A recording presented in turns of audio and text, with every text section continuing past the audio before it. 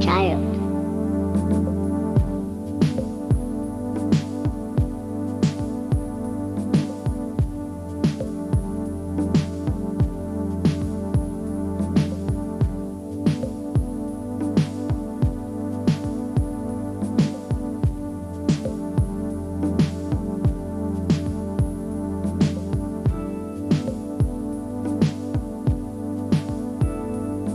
Lots of passage.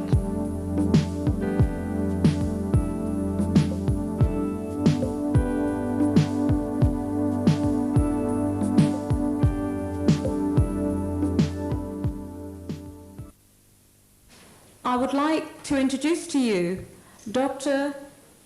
Maulana Karenga, who is a very learned elder who has made an enormous amount of contributions to the development and enhancement of knowledge and our learning. Dr. Karenga has taken responsibility for recreating Kwanzaa, which is African celebrations, and it's a continuum of the retentions that we have, carried with us from the continent. He has written many books and papers, and he is well known throughout, I don't know if it's the world, but certainly throughout the United States. I would like you to listen carefully to what he has to contribute and to actually sort of begin to think about your questions, have it well formed in your head so that we can make good use of the time, and we will then, at the end of questions, break for workshops. May I introduce to you Dr. Karenga.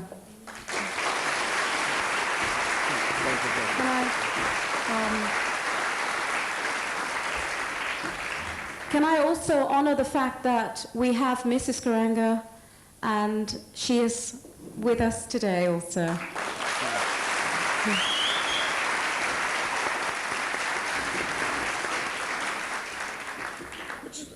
I'd like to start off by saying habari gani.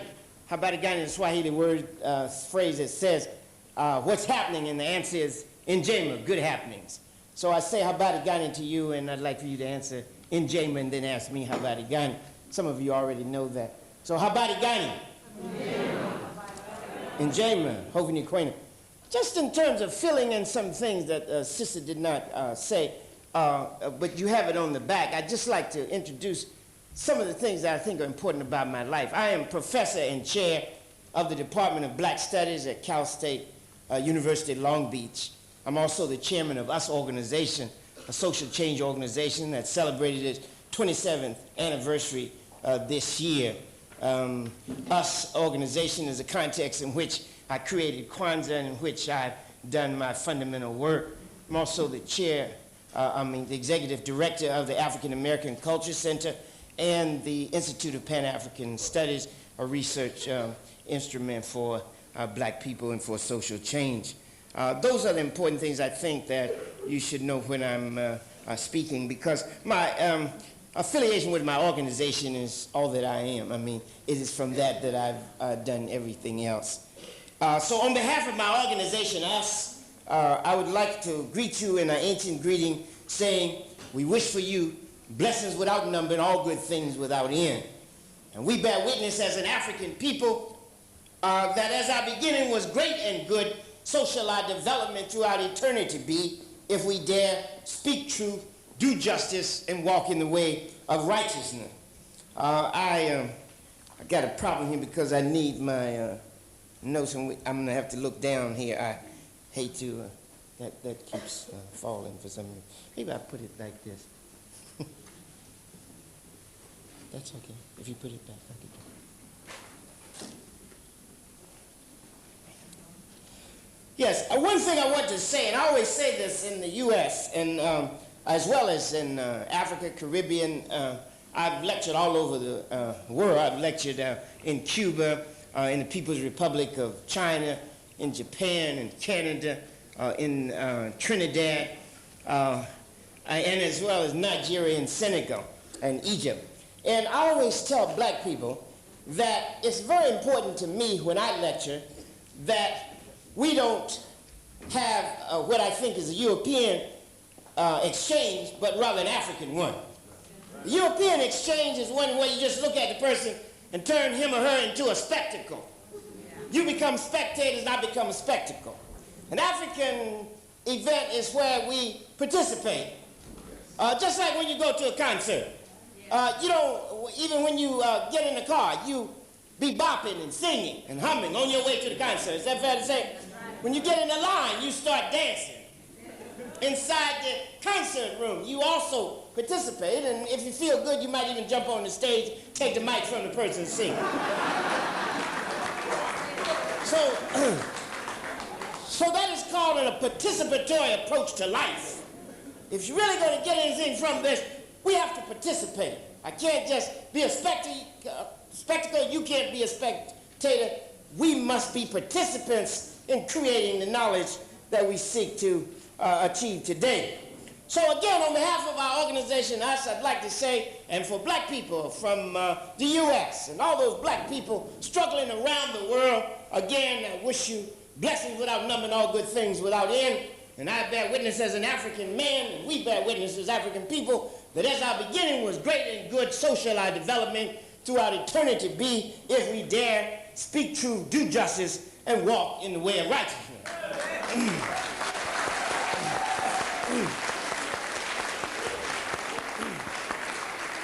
Let me also say thanks very much to Brother Paul O'Banner and to all the brothers and sisters of the National Conference on Education for the Black Child, which put this together. Surely it is good to come together and talk about things that are in our own interests. We assemble here as an African people for a beautiful and beneficial purpose. Namely, we assemble to ensure our future, to shape it in our own image and interest by grounding our children in their history and culture in a model of ethical life that raises a nation up and makes it able to self-consciously define, defend, and develop its interests, to speak its own special truth to the world, and to make its own unique contribution to the forward flow of human history. We meet here to talk about how to raise our children, because we know that our children are not automatically our future in the positive sense. In truth, they can be our future or our fate. They can be our life or our death, depending upon how they understand their history, how they accept their culture, how they walk in the way of their ancestors, how they see themselves, how they answer three fundamental questions that Fanon said all of us must answer. Who am I? Am I really who I am? And am I all I ought to be?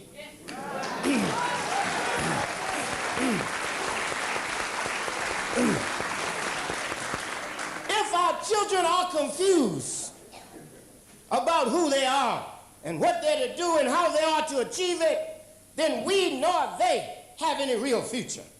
If our children have more records than they have books and are dancing their lives away, then we have no future. If they are ignorant of their rich and ancient history, and if they turn their back on their blackness, then neither we nor they will have the future we all deserve.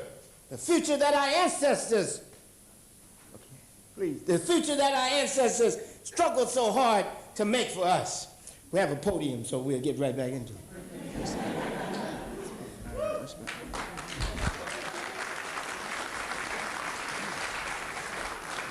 Thank you so much. Asante Sana, thanks very much.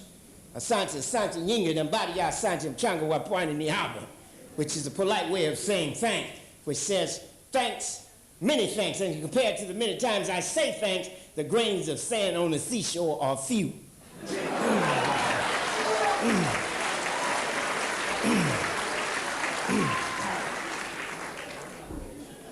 So we're here to talk about the rites of passage.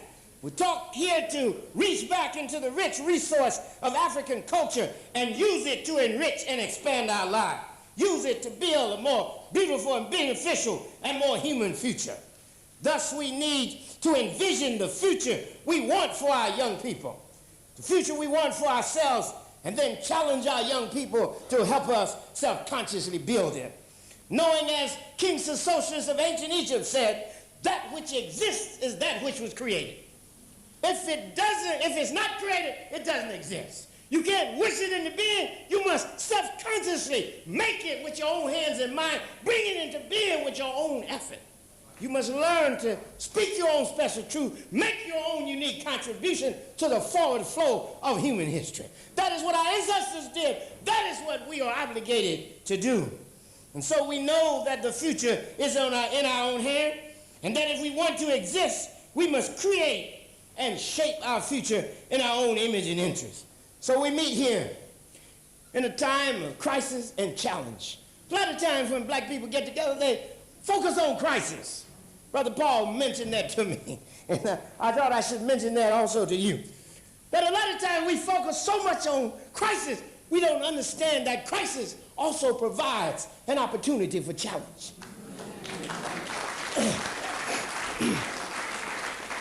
Crisis is a good thing in one sense because it tests us. It makes us reach down inside ourselves and create for ourselves. It reminds me of what Mary McLeod Bethune said. Mary McLeod Bethune said we should use our blackness as a challenge, not as an excuse. She said, I am glad I was born black, because if I was born white, I would not have had the obstacles I had, and therefore would not have achieved what I did, overcoming those obstacles.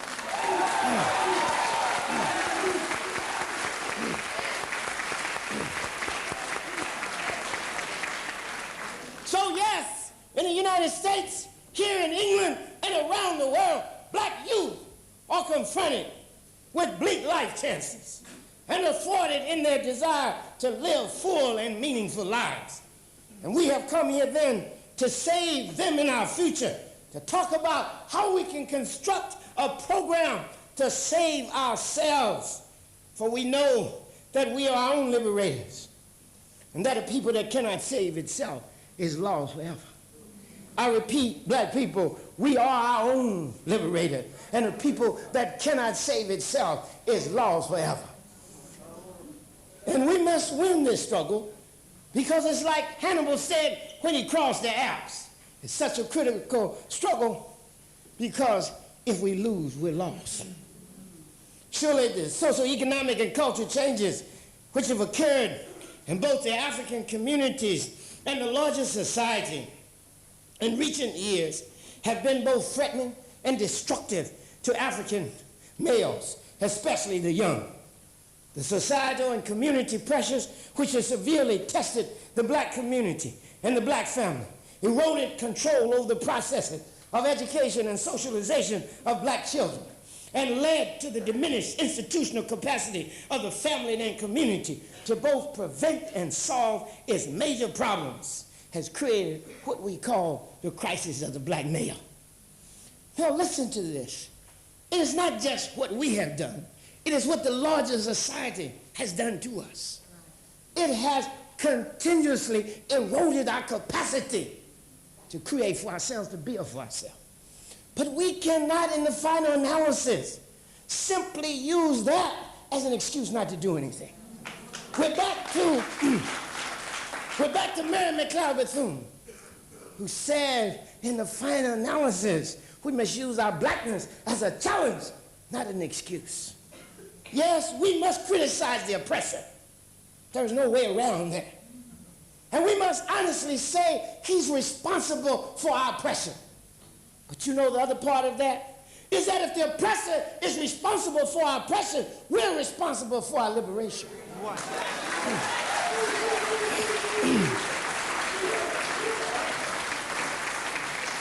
And so we confront problems of high unemployment, deficient education, dope addiction, dope dealing, high rates of death and imprisonment, gang-related crime and violence, paternal irresponsibility, and a host of attendant issues. They're all well recorded and well recited.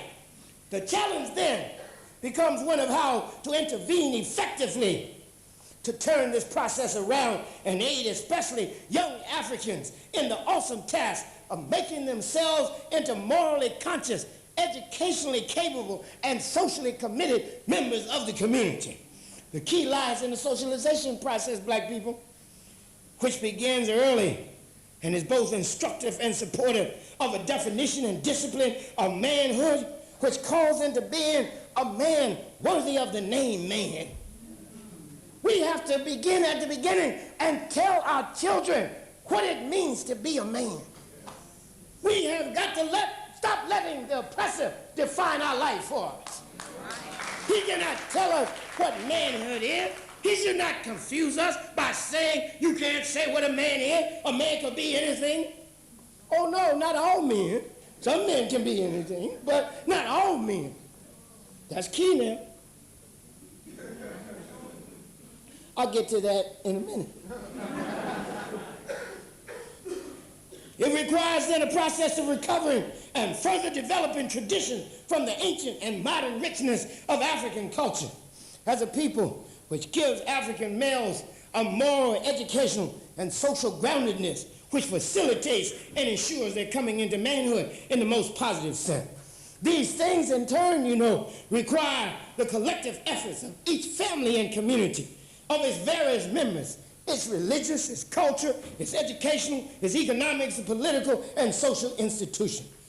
And this process requires also the collective activity around which all of us can relate, unite, assist, and participate in, and celebrate in black boys coming into manhood. Across the globe, many African families and communities have chosen the rites of passage as this definitive focus of collective activity. It's an excellent point of departure given its stress on education for adulthood, social obligation, collective responsibility.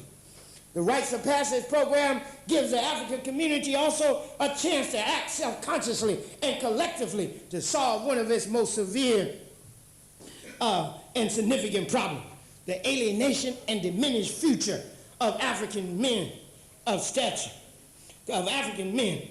And therefore, African men of stature means and commitment must see it as morally compelling to invest in the future of African American people by investing in the rescue and reconstruction of the life of our young people. For youth, as I said earlier, are not automatically our future in the positive sense. They can also be our fate and our future in a negative sense. The Rites of Passage program, then, is a way to ensure the former and avoid the latter. The Rites of Passage conference, then, has been called so that we can talk about how to best invest in our youth in a special way and how we can best call into being the men of stature, means, and commitment to come into being, to call into being these men we want to have of stature, means, and commitment. The Rites of Passage then have their historical roots in ancient Africa. In the 1960s, our organization, us, said the first step backward is a step, the first step forward is a step backward to ourselves. Because we had lost touch with ourselves. We had lost ourselves in a white wilderness. We began to act like white folks, talk like them, think like them. We even altered our features so we could look like them, hoping that in some pathological way they could respect us more after we took knives to our nose and chopped off our cheeks. And so in the 60s we said, put all that down. Get back to black. Let us see how the past can be used as a foundation upon which we raise and construct our future. And so this Rites of Passage program, as well as all these other things we do to become and be more of our African selves, are certainly in order today. These Rites of Passage programs evolved in a context in Africa, which was marked as a point and period to reaffirm social rootedness, social relevance, and social obligation of those involved. In African culture, there were 5 fundamental stages of life which were marked by ceremony. First, birth. Second, adulthood. Third, marriage. Fourth, eldership. And 5, passing. In all of these, The focus was both on the social good as well as the good of the person. And thus the interconnectedness of person and social life was always stressed as central. And this is what sometimes black people lose. They get involved in Europe, where Europe says the individual is the most important. But in fact, the individual cannot be important hanging in the air. Every person is rooted in a definite society.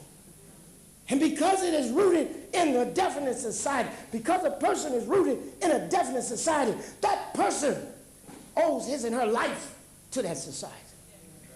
That is why John M. Beatty, in his book on African philosophy and religion, says that Europe thinks first of the individual and goes by the Cartesian logic that I think, therefore I am.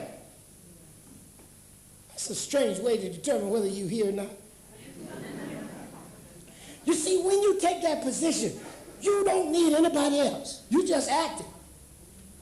But in Beatty says the African way is not I think, therefore I am, but I am because we are, and because we are, therefore I am. Person in community. If you want to raise a child to think just of himself, then you can't ask why he has no respect for you as mother, father, sister, or brother, or neighbor. If all it takes is for you to think, then why wouldn't you think negative rather than positive? Why didn't you think selfish rather than collective? I am what I am because of my relationship. Whether I'm good or bad is marked by the quality of my relationship. I am husband because I have wife. I just can't be husband in the abstract. I'm related.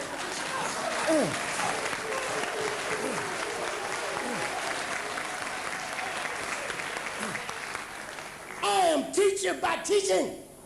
Can't just say I'm teaching, sit in a room. I got to engage. It is my interaction, which not only defines me, but dictates my duty. So my relationship with my wife, if I really want to be husband, I got to do certain things. I'm obligated. If I'm brother, I got to do certain things. I can't just be brother by color.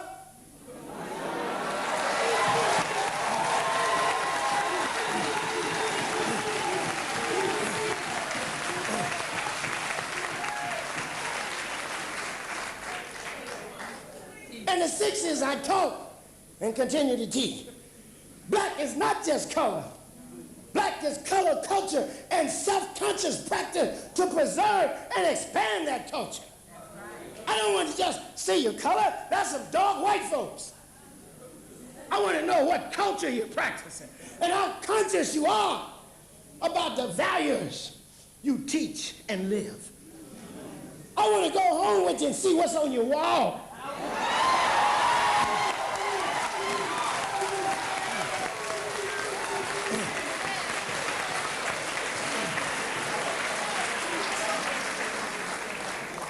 I want to see if your beauty and your blackness is only skin deep.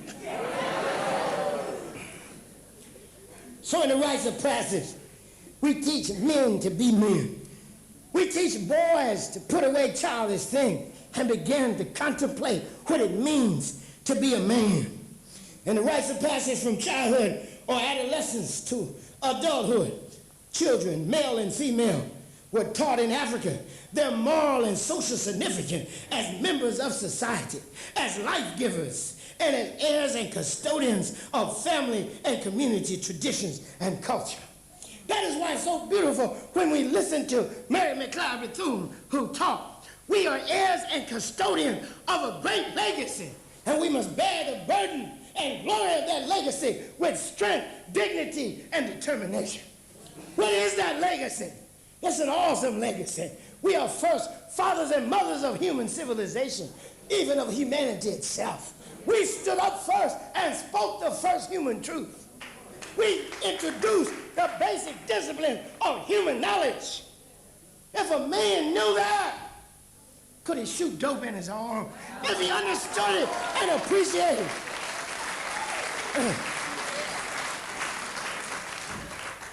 If we know we introduce the basic disciplines of human knowledge. Doesn't that put on us an awesome obligation to know? Not to be ignorant, but to know. We are not only father and mother of human civilization, we are also sons and daughters of the Holocaust of enslavement. That's an awesome burden of history. That taught us to appreciate freedom in a special way. And it imposed on us an obligation to struggle against all forms of oppression. Not just racism, but sexism and classism and all the constraints on human freedom.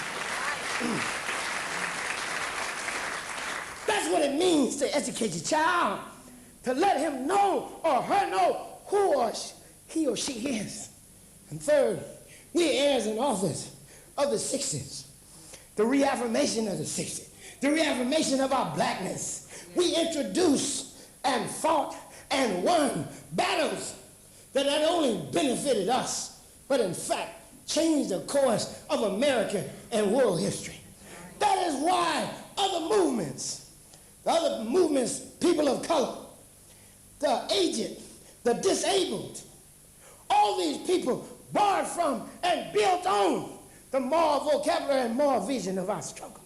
Even around the world, in Africa, in Latin America, in the Philippines, in China at the Democratic Wall, in Eastern Europe, and in the Palestine and Israeli peace movement, people raise our name and our struggle and use it as a model of human liberation.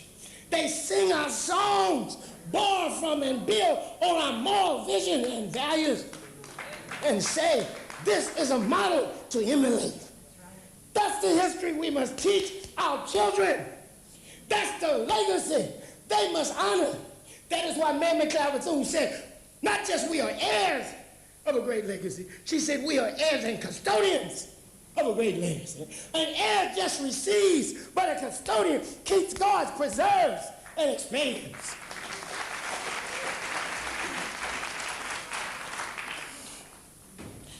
The Rites of Passage program has a philosophy that must be and is self-consciously Afrocentric. You know, Malcolm said it, the logic of the oppressed cannot be the logic of the oppressor. Oh no, not if they want to be free. You can't walk in the pale shadow of your oppressor and then ask why you're still enslaved. So that if you're going to build a rites of passage program, it can't borrow from Europe. It must be Afrocentric. And what does Afrocentric mean? It means that it must be rooted in African culture and African interests. In fact, Afrocentricity, what does that mean? It's a quality of thought and practice that is rooted in the culture, image, and human interests of African people. What do I mean by rooted in the culture and image of African people? I mean rooted in the views and values and the practice that comes from those values of African people. That's why you got to know the African values. That's why you have to know the Nguzo Saba. You have to know collective value, because if you don't, you'll choose individualistic ones. You'll teach your child to actually hate you without even knowing. You'll teach your child to feel alienated from you, his community, and even himself. That will force him to want to mutilate himself in order to please the people who caused the pathology in him in the first place. But if you teach him not simply to love himself, but to love who he is in relationship to others, that brings a whole new dimension to his life. Then he feels a commitment to act in a certain way. How do you think a man who understood and really appreciated the fact that we raised pyramids above the earth, other images above the earth that reflected our capacity for greatness, how do you think that person, if he really appreciated that, could be satisfied living in projects or walking in the pale shadow of his oppressor, or closing his eyes to history he used to make and hope something don't happen he can't handle when he opens them? You see, it is self-conception that determines who you are. Now, I want to make a distinction between self-conception and self-esteem. But I want to finish with Afrocentricity first, because I'm against self-esteem. I think that's a liberal diversion. I'll talk to you about it in a minute. Afrocentricity, a quality of thought and practice that is rooted in the culture image and human interests of African people. And the culture image, again, rooted in the views and values of African people. In the human interests of African people, rooted in those just claims on life and society we share with other people, like love for freedom and justice, respect for nature, respect for ancestors, belief in the unity of being. Those we can share with others. So there's a particular aspect to being African, and there's a universal aspect. We are at one time particular African people. At the same time, we're human beings who have taught the world and can learn from the world. But we must do it in our own way. We must absorb without being absorbed. And we must understand what is good for us and what is destructive to our very existence. Now, I said that what I'm talking about is self-conception. That the fundamental lesson is to give black young men a self-concept rooted in culture and history and ethics. In fact, that's the subtitle of my lecture on the African rites of passage. Grounding in history, culture, and ethics. What's the difference in that and self-esteem? Self-esteem is still an individualistic concept. Second, it does not work. You can't teach people self-esteem. I know this might sound different, but follow me a minute. You can't teach people self-esteem. You see in the pride of me, it's because of what I've done. Black people don't need no self-esteem. They need wealth and power and knowledge. They need achievement, and self-esteem will come of itself. Self-esteem. You ever notice white folks don't have no sessions on self-esteem? Sessions about wealth and power. That's what they discuss. You don't hear Clinton talk about, I don't have no self-esteem. You have to have the basis for a self-concept of unlimited human possibility. Because first, you know, and second, you've done. It's what I've done that gives me my groundedness, not somebody in a room telling me I'm okay, you okay. Isn't that nice?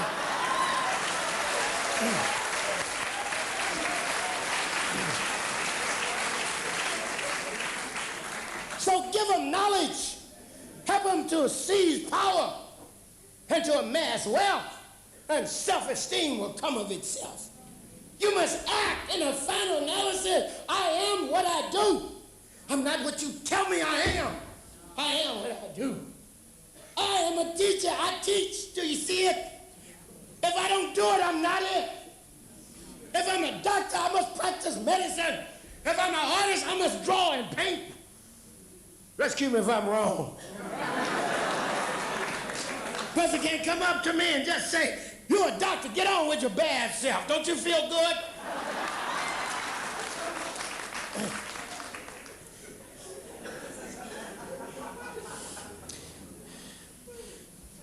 The rites of passage then is grounding in our own history and culture, which grounds us in society, in the world. It's not that we don't have, a knowledge of our name or who our mother or father is. It's that we don't have a proper cultural self-conception. We don't understand who we are in history and society. That's where this question of when and how am I worthy? You can't prove yourself worthy except in practice. And in a minute, I want to talk about worthiness as a fundamental moral concept. The rites of passage, then, I repeat, is a grounding in our own history and culture, which grounds us in society and the world. It is a program of dedication, discipline, instruction, and development which teaches each African boy how to be worthy of being called and accepted as a man in community, society, and the world. The intention then is not only to give black men, the intention is not only to give back a man to a family who has sent a boy to the program, but it is also to provide a self-consciously productive, studious, other-directed man who is a worthy member of his society. Moreover, this rites of passage program, if it's done right, is a process that offers an alternative to and a shield against an obviously hostile and seductive environment. All the Egyptian literature is ethical literature, is focused on making people morally worthy to call themselves what they say they are. Am I worthy to be a husband? What is my practice? Am I worthy to be a brother? What is my practice? Am I worthy to be a sister? What is my practice? Am I worthy to be a mother or father? What is my practice? Ancient Egyptians said, I am committed to do that which satisfies God and pleases the people. I must, as Malcolm said, stand at the end of my life before history and heaven worthy to enter the kingdom of righteousness. What will my people say of me? That is why the ancient Egyptian declarations of virtue said, I spoke truth, I did justice, I walked in the way of righteousness. I gave food to the hungry, water to the thirsty, clothes to the naked, and a boat to those without one. I was a father to the orphan and a husband to the widow without exploiting either one of them. I was a ladder for those deep in the pit of despair. That's worthiness. And therefore, I can face history and my maker with a head unbowed from shame. And that is why it's so important for black people to be grounded in morality. I don't care what people say. Our great gift to the world is not just pyramids and math and astronomy. It's above all an ethical legacy. Worthiness as a moral and social reality. I am, ancient Egyptian declarations of virtue start off, I am a worthy citizen, a worthy member of my community, a householder, a son, a daughter. I am worthy as a placeholder. I'm worthy as a deed doer. I'm worthy as a speaker of truth and a doer of justice. Can we teach our children to be so inclined? The rites of passage tradition has been recovered and reconstructed in many families and cities across the globe, for it serves several basic functions. It is first and foremost a way to give children and parents, as well as other family members and members of the community, a chance to intervene positively in shaping their and their children's lives. Second, it gives religious, social, and cultural organizations a chance to play a significant role in building the future and the kind of community they wish to live in. One of the most beautiful ancient Egyptian teaching is that we must build the moral community we want to live in. The ancient Egyptians taught, if you want to live for eternity, you must build for eternity. That means that you must, in fact, plan your future. Those who plan their future have a future. Those who don't plan their future, they have other people's plan imposed on them. So you teach your child to do good, because in doing good, it not only strengthens him as a moral person, it strengthens the community he lives in. Ancient Egyptian teaching from Lady Tarset says this. Lady Tarset says, doing good is not difficult. Listen to that. Doing good is not difficult. Now, this sounds like a strange statement, especially when people think it's so easy to do wrong. Yeah, it's easy to do. It's hard to do good if you just a wrongdoer. But if you want to be righteous, Lady Tarset says, listen to the whole of it. Doing good is not difficult. In fact, just speaking good is a monument for those who do it. For those who do good for others are actually doing it for themselves. Is that a beautiful statement? Those who do good for others are actually doing it for themselves. That's building the moral community you want to live in. If I want a moral community, I've got to live one. If I want a strong son, I've got to be a strong father. That's just a reality now. Rescue me if I'm wrong. Maybe I missed a step here. Can't just be a lecture. The best lesson is not a lecture, but an example. And an example in the final analysis is always practice, because practice in the final analysis proves everything.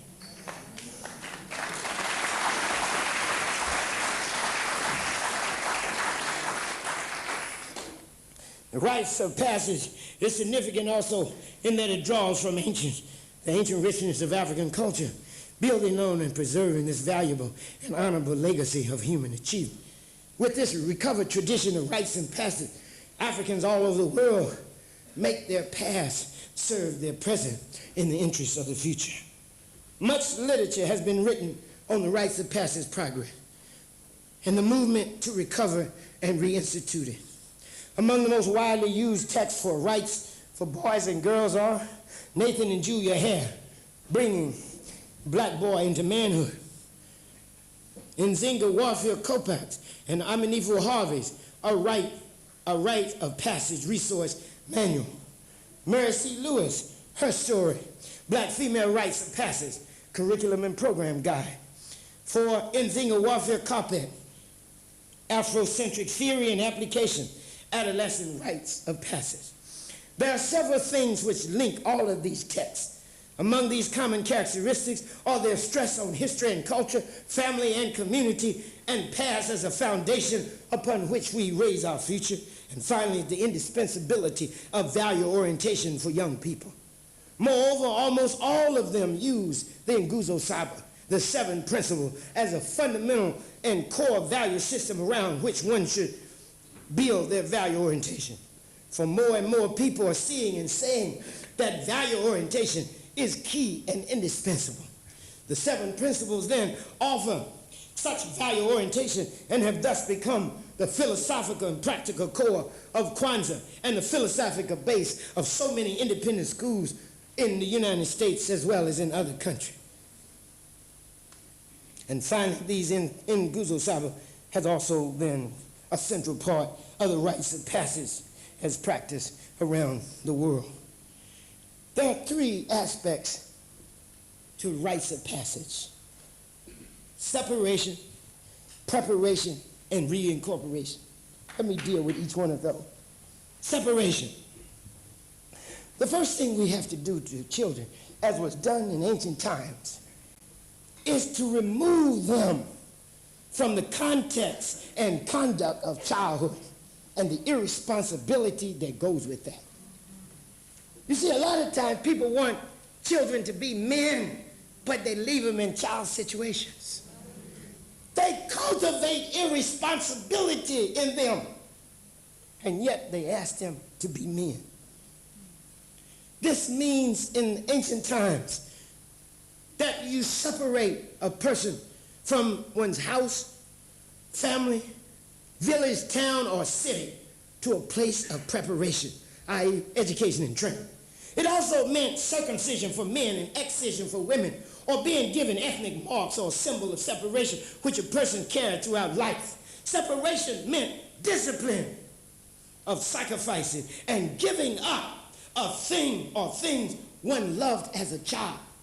See, now this is a key thing here, because a lot of times, especially in modern parenting among black people, because they learn this from you, instead of offering discipline, we offer toys and things. We want to love our children into rightness. And that means just feeling for them. It's not an active love. It's an emotional thing. I love my child. Please, save it. Show me how you love your child. Do you discipline your child? Do you sacrifice? Do you teach him sacrifice? Do you teach her sacrifice? Whenever I say him, with appropriate modification, you can say her, all right? But, I understood you got a lecture on women yesterday, so it's the same thing, though. You know that. Discipline. A lot of time black people don't want discipline. You know why? Because authority was abused against us. So black people, a lot of times, I don't know if it's here, but in the States, black people don't want to be authoritarian, and they end up trying to be friends with their children rather than parents. And there's nothing more contemptible than an older person trying to act like his or her daughter or son.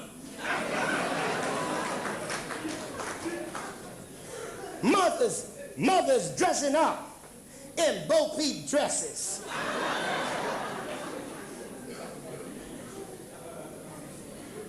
Men wearing baggy pants like their son and cutting maps in their head to be him.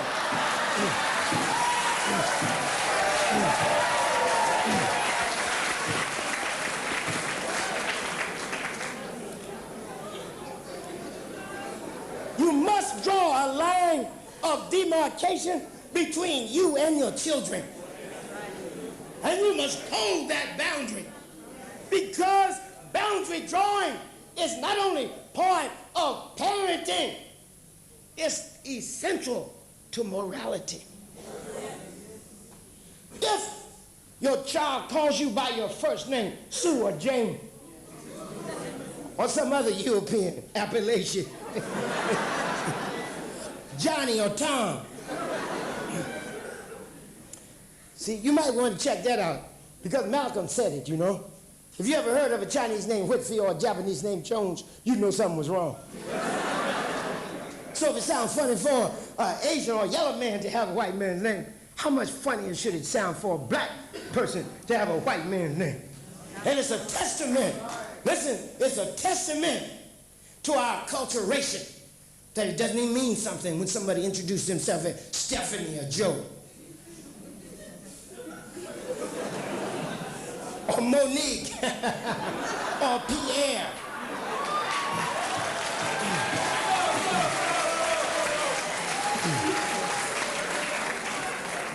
Or Keith. So here it is, draw the boundary between you and your children. Separate them, not only from you, so that they would know who you are, but separate them from their childish way. Teach them discipline. Teach them to sacrifice.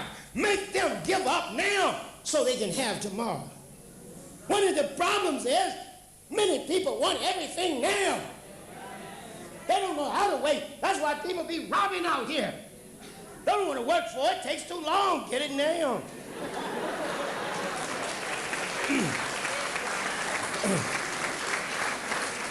But there's a problem with that, and you know it.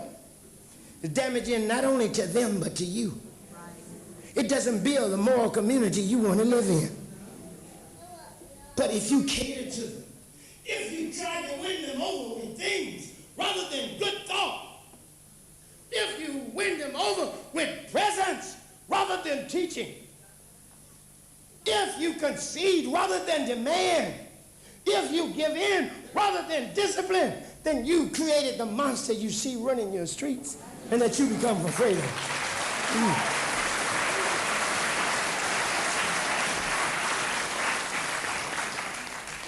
In Africa, not only did they discipline them to teach them sacrifice and to teach them to give up things they loved as a child, they also gave them a symbolic ritual bath to free them from the things of childhood past and let them stand clean and receptive to a new life.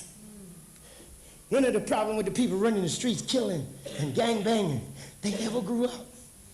And nobody ever disciplined them. Nobody ever told them there are consequences for doing wrong. I stop you right here. I raised you because the African proverb said, a child not raised by his parents will be raised by the world. And the world has some awful lessons for them. Second, separation also included a mandatory form of dress or ornamentation to mark it. Often one would wear white, or put white color on one's face, or shave one's head as a sign of death of the old self. In many cultures, you know, death is symbolized by white. So a lot of people would have their children wear white as a symbol of the death of their childhood. And when they came out as men, they took off the white, put on something beautiful and black or sun-colored.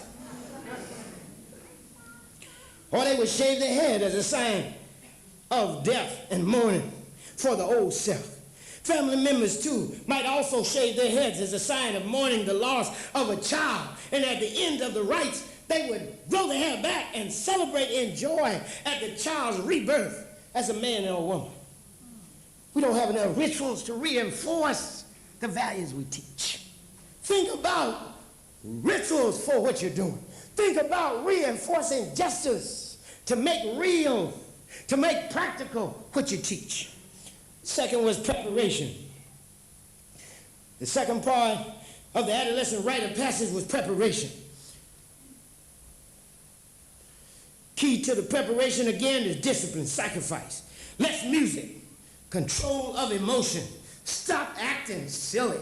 Control your minds. Control your thought, your emotion, your speech, and your conduct.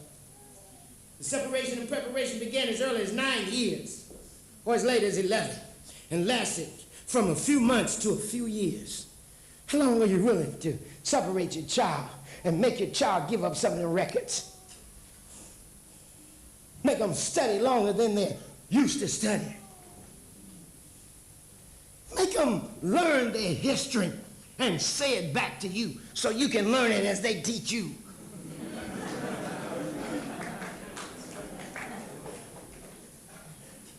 The month motto of rites of passage was usually the culmination of a less intense instruction carried out on for some time, whereas the year motto reflected an intense and lengthy period of sustained instruction.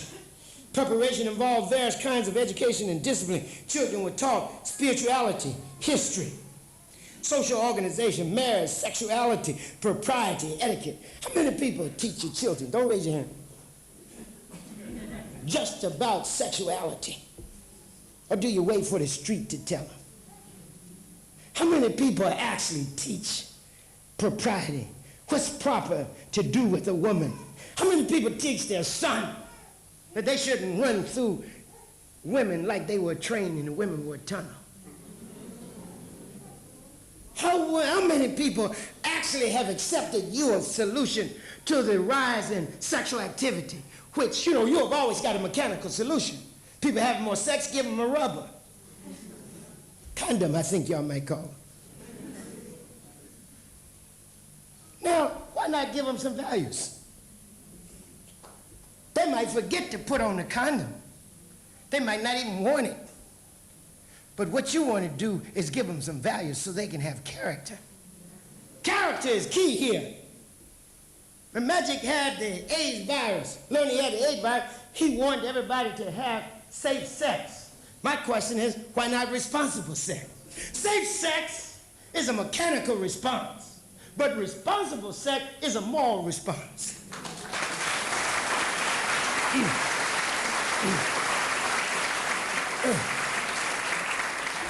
There's some people that shouldn't do it. You know that, don't you? Everybody can't do it. You know what I mean? You got to have some limitations. People say, oh, no, they're going to do it. What I'm trying to do is tell them what to do when to do it. What a cowardly position. So you're not even going to struggle for a moral person. You're just going to lay down on the ground and let them violate themselves. Isn't that something? Where have we gotten these ideas from? They don't drop from the sky, do they? Ideas don't drop from the sky. They don't grow from trees, do they? They don't float in on the Thames, do they? They come from the society in which we find ourselves. That is how our oppressor speaks. What is our African's speech? What does an African do with regard to sexuality and propriety and etiquette and male-female relationships and marriage? They also taught economics in the sense of household management and the provision of commerce if family was so engaged. They taught politics of the community and its neighbor. How many of y'all teach your children politics and economics? Or is the economic just learn? Buy what you want and beg what you need.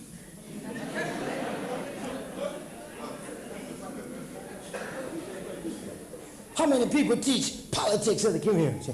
Not just conspiracy theories about what the white man's doing to us, but how to gain, maintain, and use power. How many people teach that?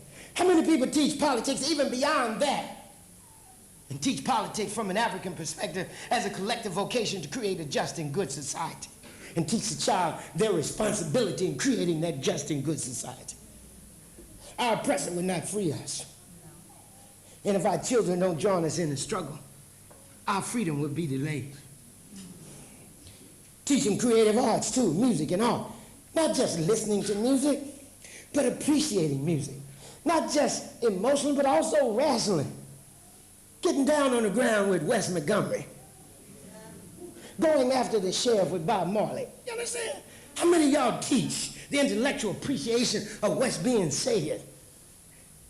How many people can criticize rap music and know the difference between good rap and bad rap? The difference between rap that raises the people up and rap that is nothing but vulgar, sexist drivel.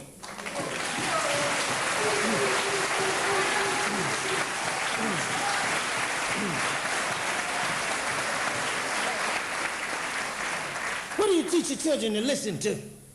Do you take your children to see Prince?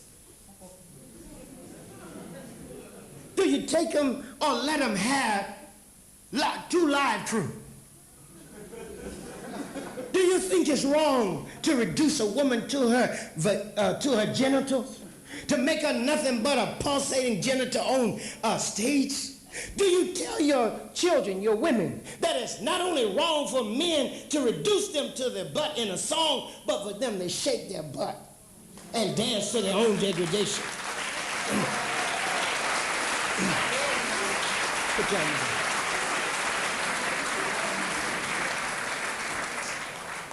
Teach them psychology of the roles they're to play as adult members. But discipline is always key. Do you see all the things that you can be teaching? But maybe you don't have, I know y'all do. When I say you know what I mean one. You know, black people don't usually say one, we say you. You know what I mean? So I'm not gonna say one might not. I'm saying you might not. You might not be sure about what you believe, about sexuality, about marriage, about judging music. Maybe you have bent so much, you don't have a standard yourself. You don't have a base to stand on. You've gone along with so many adjustments because your children kept calling you old-fashioned, or refusing to listen to you and daring you to even do anything about it. Reduce you to just money, provision, and a place to sleep. Maybe that happened to some of us. And maybe that's why we don't teach children, because we haven't learned ourselves. The teacher must be a student first. The teacher must learn. The parent must learn to teach. So if you say your child must know history, you must know history. And it must be more than knowing the name of saints and great heroes and heroines. You must know the meaning of Harriet Tubman's life. You must know Yah Santewa and her battle.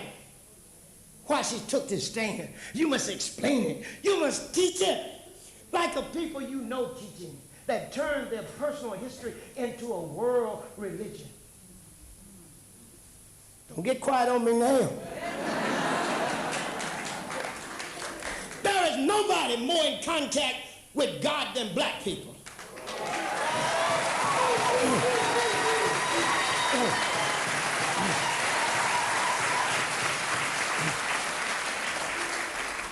And if you don't have prophets, then there are no prophets.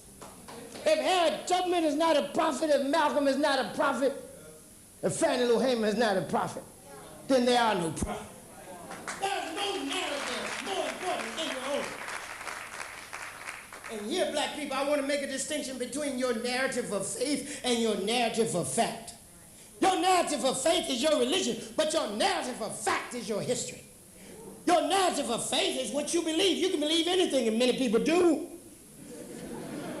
But when you deal with reality, you must be historically grounded. So where are your people that talk to God? There's not a preacher you know that don't tell you God talked to him, called him. Rescue me if I'm wrong. If that's so, then what he said, if God said it, is just as real and valuable as other people's story of God talking to them. I know that's hard to deal with, but you got to face it. Your religion is not the same as your race. Africa is what you are. That's your primary identity. You know what? You were black before you were born. That's how you came out this way.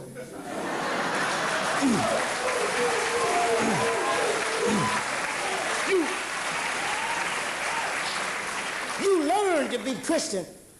You learn to be Muslim. You learn to be black Hebrew.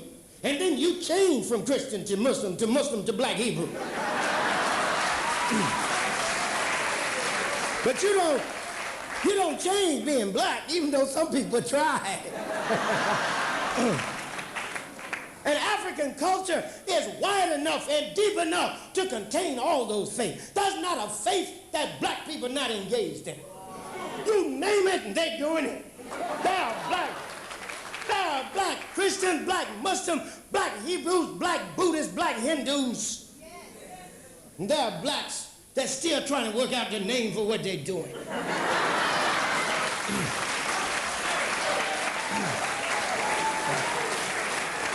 Thank you very much. So keep in mind, black people, it's your culture. It's what you mean as an African in history that is key. All them other secondary identities, that doesn't stop the white man from treating you the way he does. Like Malcolm said, we don't catch hell because we're Muslim or Christian, elk or Mason. We don't catch hell because we're British or American. Actually, if we were British and American, Malcolm said, we wouldn't catch no hell. We catch hell because we black.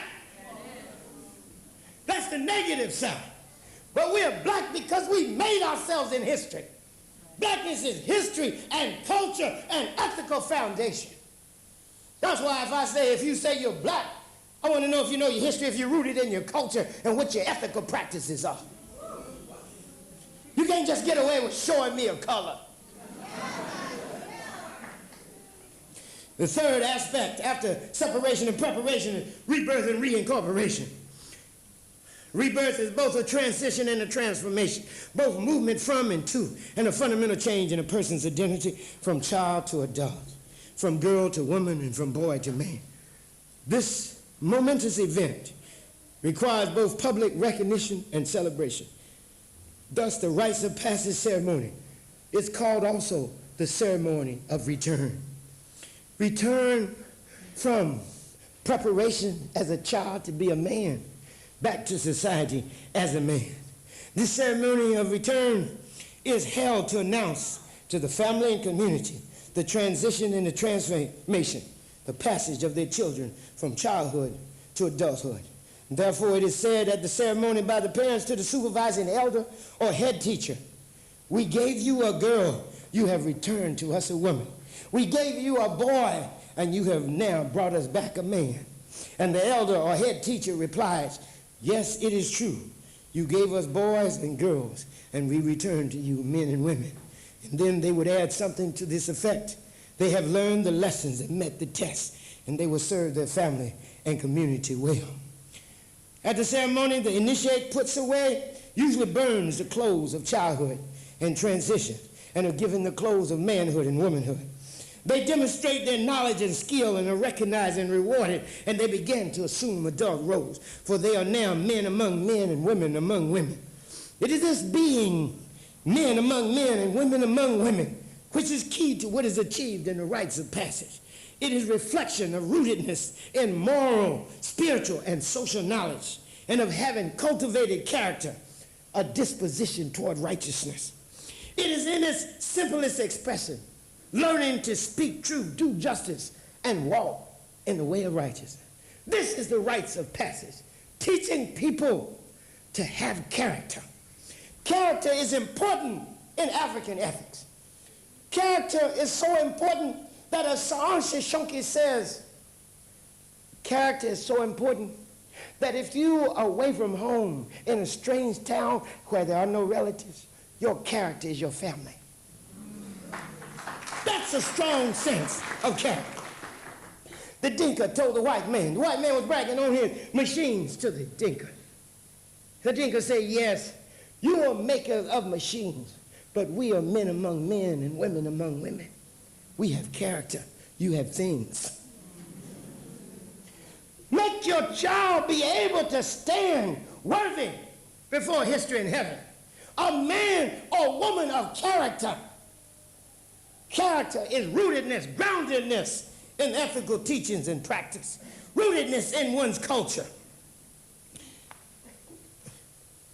Now, I said earlier that I would talk to you about manhood. One of the things taught in the rites of passage is what it means to be a man. One of the greatest problems of bringing boys into manhood is the lack of an adequate definition of what it means to be and become a man. Manhood is often defined physically, which is no more than the basis of maleness. Manhood sometimes is defined by genitals, but animals got them also. It is often defined sexually in terms of conquest, which is a confusion between procreation function, which all animals display, and social responsibility, which real men feel compelled to demonstrate. Manhood may even be defined materially in terms of wealth, which is an invitation to selling oneself for money and machines and committing antisocial acts to acquire them. That's why Du Bois said, if you teach people just to make money, all you've done is made money makers. What education must do is teach people to be men and women, socially competent, able to define, defend, and develop their own interests. It's not enough to have money. You must have character. In African culture, manhood is essentially social. Wealth is for the common good, and sexuality are social as well as personal reality. Suppose people who engage in sex knew that it had a social significance and social consequences. Manhood thus is defined and validated by social roles and obligations performed and met in the context of community, not in bed, not in the bar, not in the locker room, not on the street corner, but it is validated by social roles and obligations performed and met in the context of community. There are at least 7 essential roles and obligations of African manhood. The first is respect for your own gender. I'm going down the definition of manhood now. Respect for your own gender. If you don't want to be a man, you can't even be one. You must respect that there is something called man. Second, let me just clarify that, because y'all getting quiet on me like I said something. I'm gonna read you what I said. This means recognizing and responding creatively to the social demands of being a man and doing nothing to degrade or demean your personhood as a man. That's just reality. See, if you don't say there's something a man that it means to be a man, how in the world do you teach your boy to be it? If you can do anything, be anything, go anything, into anything, and still be a man, then you don't need to put up no definition. Second thing, not only must you respect your own gender, you must respect your species half. That means woman. Male-female relations are essential to the continuance of the human species. That's why I say one of the first obligations of manhood is to respect persons of the opposite gender, i.e. girls and women. It is said that women are the half that make men whole. Our relations with them are not only essential to the continuance of the human species, but also to its development. That's why we say male-female relations are species compelling. The species built it in. I needed my woman before I knew her name. I didn't even know that I needed her, but something pushed me toward her. Before I could name my need, I felt it.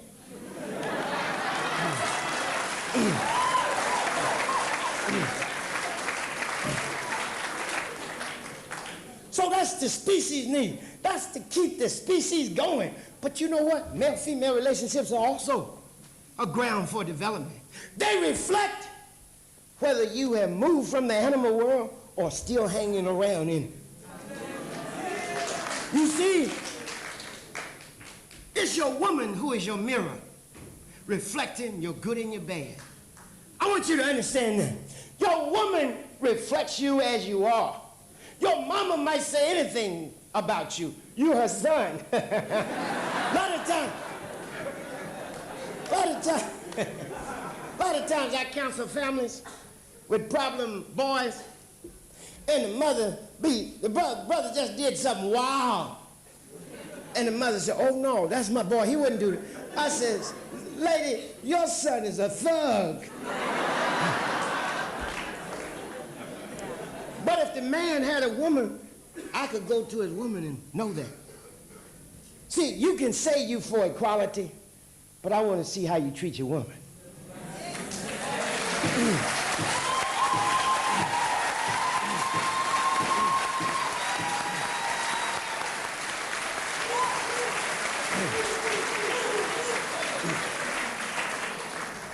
See, I can tell whether you came from the animal world if you dealing with a woman, she said, stop pawing me.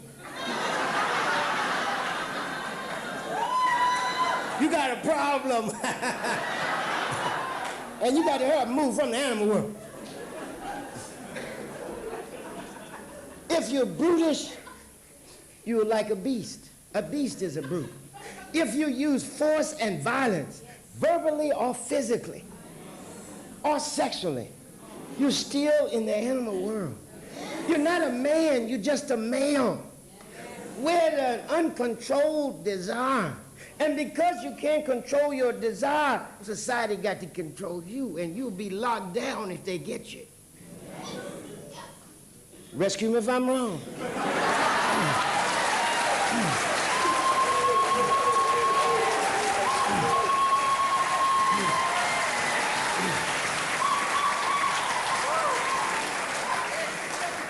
Know me by my woman, and know my woman by me.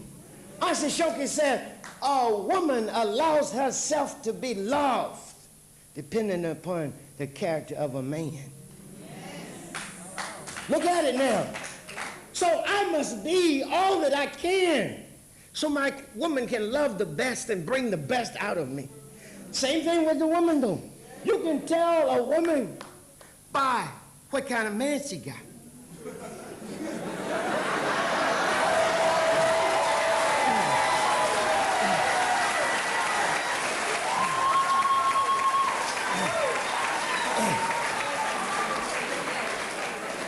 And you can tell whether a woman's really for, listen now, you can tell whether a woman is for equal rights and being equal to a man, or whether she roars around you and purrs when a man comes in the room.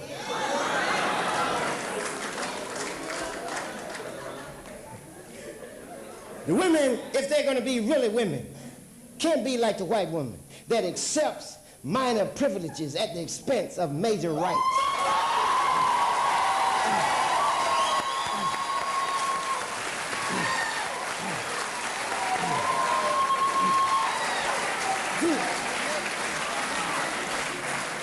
See, don't let a man call you his queen if he ain't got no kingdom.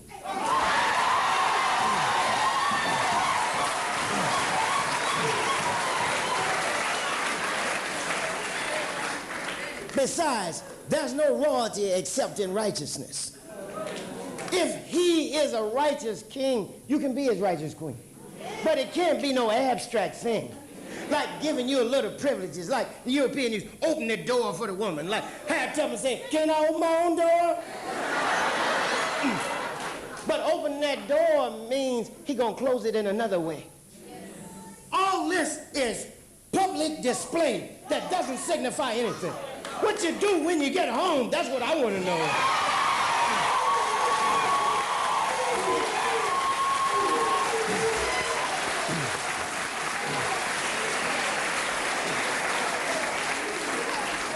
Listen, one time I'm going to have to come back here and lecture to you on male-female relations. This is one of my favorite. I spent a lot of time on this, so I'm going to have to run to the next point of what it means to be a man. We're almost out of time here. The third quality of being a man, after first one, respect for your own gender. Second, respect for your species have. See, you got to tell a man, you're not a man if you don't respect women. You can't even claim you're a man. You know how I know I'm a man? By knowing my woman. I know I'm the opposite of her in one way, and we merge in another way. It's our difference that defines us. In fact, it's where we differ most that we fit together most profoundly.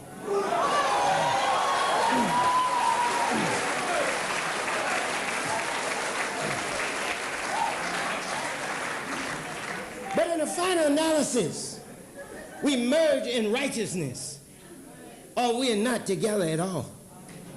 And our difference becomes the source of our division. And we learn from the European tracts. We can't let the oppressor hack us in the hostile halves and teach us we're sleeping with the enemy. That's what Alice Walker's book does. That's what Sherazad Ali's book does. That ain't no kind of word you need to hear. One attacking the man, the other attacking the woman. What kind of book would tell you a woman ain't nothing but a dog and a cat? What kind of woman would say that? How in the world can somebody tell you if your woman gets out of line, bop her in the mouth? And my response to that is, if you that bad, bop your oppressor in the mouth. Bopping your woman. Bopping your woman in the mouth only proves you're savage. Bopping the oppressor in the mouth is on the road to freedom.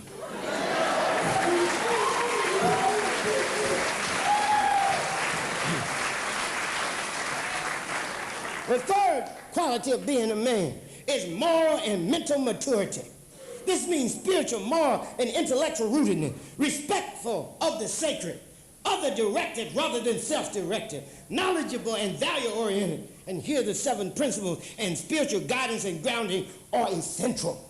I'm saying to you black people that at the core of our cultural legacy as Africans, in spite of pyramids, astronomy, math, great art and architecture, medicine, and many other contributions to human knowledge and history, no African legacy is greater or more meaningful than our ethical legacy.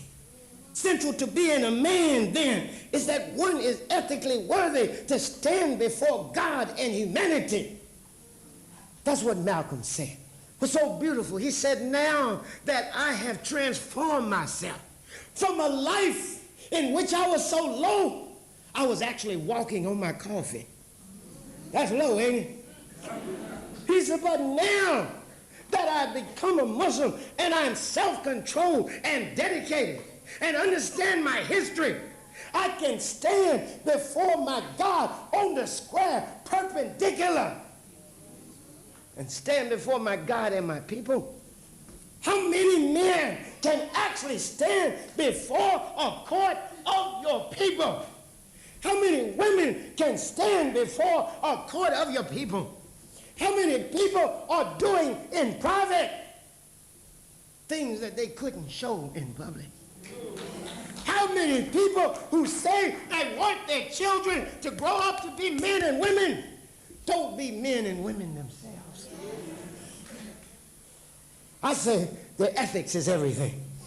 This is the meaning and teaching of Ptah.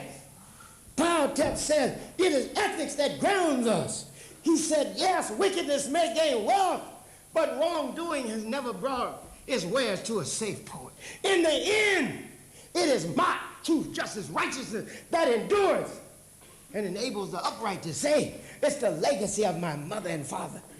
This is what it means in the book of Coming Forth by Day when it says, God gives us that which endures in the midst of that which is overthrown. Give your children that which endures in the midst of that which is overthrown. The record they love today will be nothing to them tomorrow. But give them values that will last for eternity, and you have built for eternity.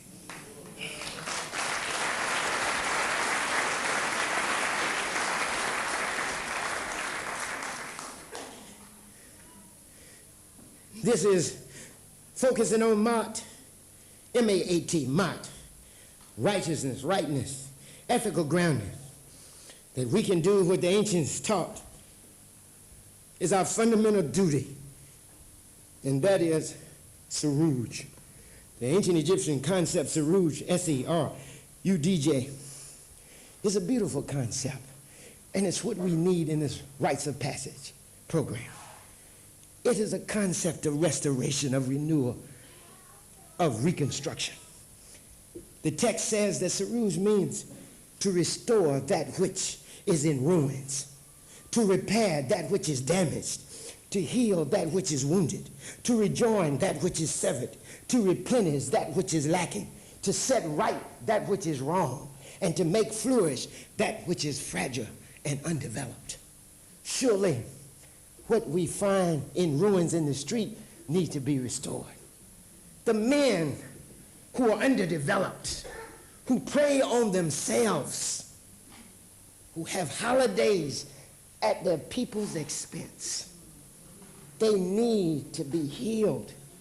They need to be repaired because they're damaged. They need to be restored because they are in ruins. They need to be replenished because they're lacking. They need to be set right because they're wrong. And they need to be made to flourish because in that is our future. The fourth characteristic of a man is that he's a provider. Next, he's a protector. Next, he's a leader. And finally, he is involved and invests in the community. Now, I went over those real fast because I'm running out of time and I want to get to the end. Listen, again, to be a man is first to respect your own gender. Second, to respect your species act. Third, to be morally and mentally grounded. Four, to provide. You know, now this is a very important thing because a lot of times in white feminist talk, people begin to say, I don't need no man to provide for me. Then when the man leaves you with a baby and don't take care of it, you say, he ain't no good. It's not a question of providing for you. It's providing for the family he creates. You must do that. Second, you must protect. Look, let me just tell you this real quick. I think that's one of the fundamental duties of a man, is to protect his family, to protect his community. And it doesn't always mean physical protection, but a lot of times that happens. And it doesn't even mean that the woman is not supposed to help protect. It's just like me, I always say, I'm never sending my woman to the door to meet the oppressor. That's one thing I wouldn't do, unless I'm trying to trick him. You understand? Second thing, even though I'm the first protector, that doesn't mean my woman's supposed to be weak, jump up on chairs when she see a mouse.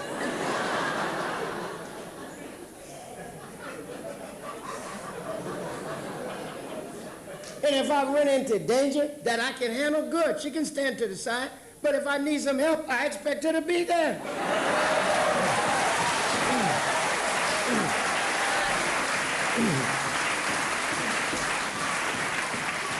And that's the way it's always been. I didn't have to explain myself to my woman because she was where I was. That's why she's with me now. So when the European came for me, he took her too, so I didn't have to explain where I was that evening.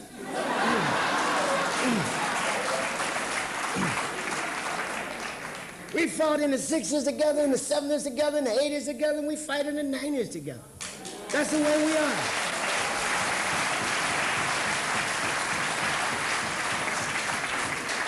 But I stand up first because I think that's my obligation. And I believe that black men, no matter what women do, black men will never be respected until they do for their families and communities what everybody else does for them.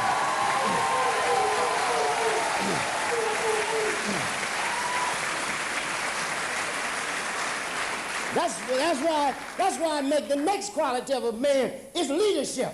Does this mean women shouldn't lead? Of course that doesn't mean that. How could I hold up Fannie Lou Hamer or Harriet Tubman or Sojourner Truth or Ida B. Wells or Anna Julia Cooper?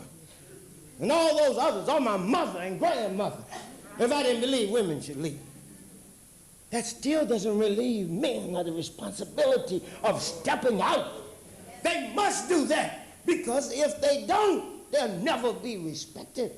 And they will not give, but not only what is demanded of them, but what is necessary for our liberation and a higher level of human life. If everybody else, okay, do what you want to do, okay? If everybody else see men leading and doing, this doesn't mean we have to oppress. This doesn't mean if my wife says she's on lecture, I'm saying, no, that's my room. No, it's not like that. She teaches in the way she teaches, I teach in the way I teach. But in the final analysis, I have to stand up and speak to the world. Even if my wife speaks and I didn't speak, y'all said, what's wrong with Maulana? Not only you, her mother would ask, what's wrong with me? Let's be honest now.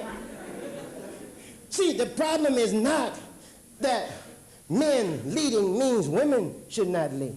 Oh, it doesn't mean that. It means that regardless of what other people do, if you are to be the man you ought to be, you must stand up first. I just believe that. There's no way around that.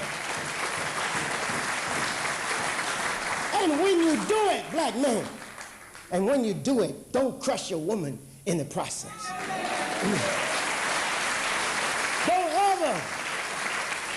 Don't ever say, let me get free and then I'll free you. Don't ever say, let me bump you in the mouth till I get my self-concept straight. Don't ever say, let me be a man at your expense. Don't ever say that. Do you understand? There is no separate freedom. Either all black people are free at the same time or nobody is free.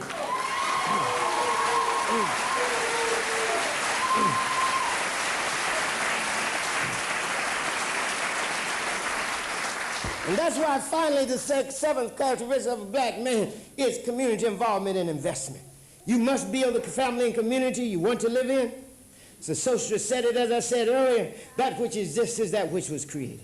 Thus we teach the children by building, and they in turn build also. Surely the lives of our sons and daughters will certainly be benefited by the example we set. I'd like to close by just saying the 7 principles and teaching how they should be taught. I'm going to do this in the, matter of fact, let me hold that because we're out of time, and I'll do that in the workshop. I'll do how the 7 principles fit right in the moral context. Let me close by saying this. What'd you say? What'd you say? I didn't hear it. Oh, you want me to do the 7 principles? That's right. I'm going to have to do them quick. The sister said, all right, cut down. It'll cut down the question. Plus, I'm going to do them again in the workshop. Now, we got to have some discipline. Not everybody going, okay, I'll do something. There will be workshops today. You will get on with the 7 principle. All right, we wasting time now. You don't see that? That's what I told you. Now, if your children are watching, we have set a bad example. The sister has to keep order, otherwise other people can't produce. So I'm going to do them, but I'm going to do them shorter. Certainly, all I've said is the 7 principles, okay? But I want to talk to you about it. Now, let me put them in this content.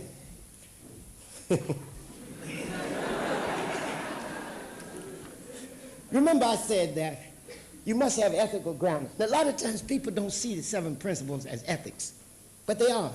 Ethics are standards of right and wrong. Standards by which one constructs one's life in order to stand worthy before God and humanity, before history and heaven. In 1965, I argued that the key crisis in black life is the culture crisis, i.e. the crisis in views and values. argued that until we break the monopoly that the oppressor has on our mind, liberation is not only impossible, it's unthinkable, because what you can't conceive, you can't achieve. If you can't imagine reform, you can't make revolution. And if you don't know what African is, you can't break away from being European.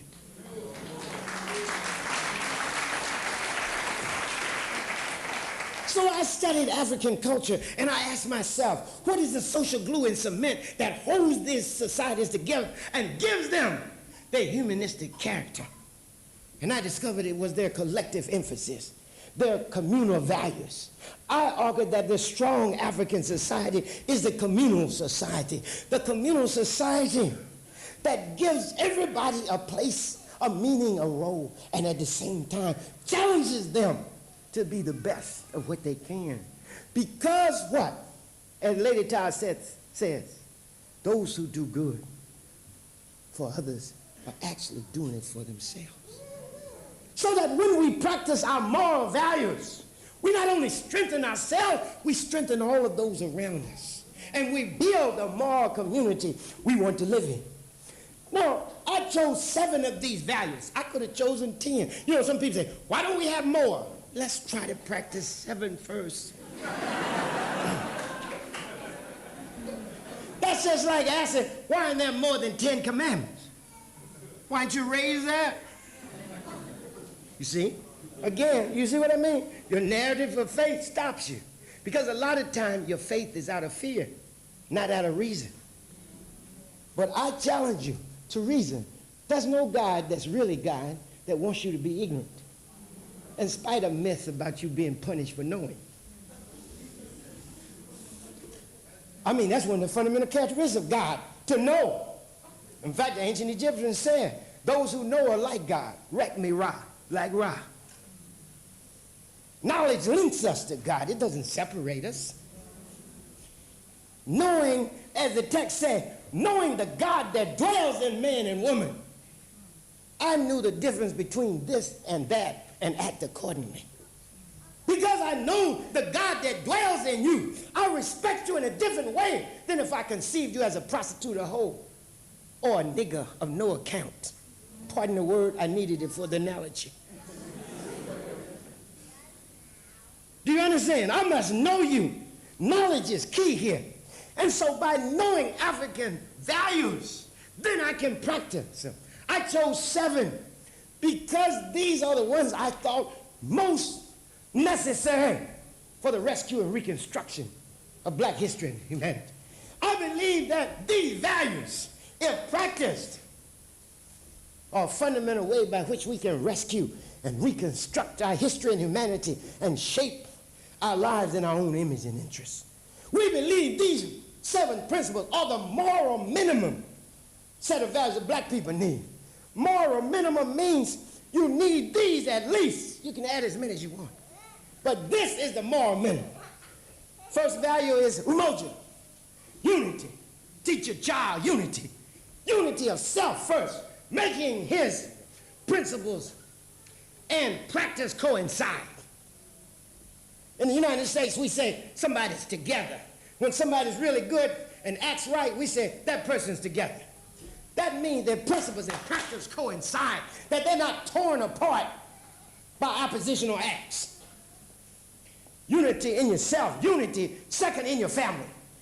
Teach your children, the male children, to respect the female children. Because what they do here is indicative of what they're going to do there. You can't dismiss it as just sibling rivalry. What kind of talk is that?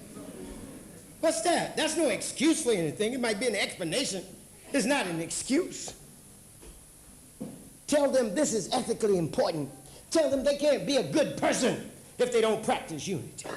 Unity with their sisters and brothers. Unity with their parents. You know, a lot of times people, because they feel so strong about blood, they can't do tough love. I don't believe children are my children if they don't have anything I gave them besides some clothes and shoes.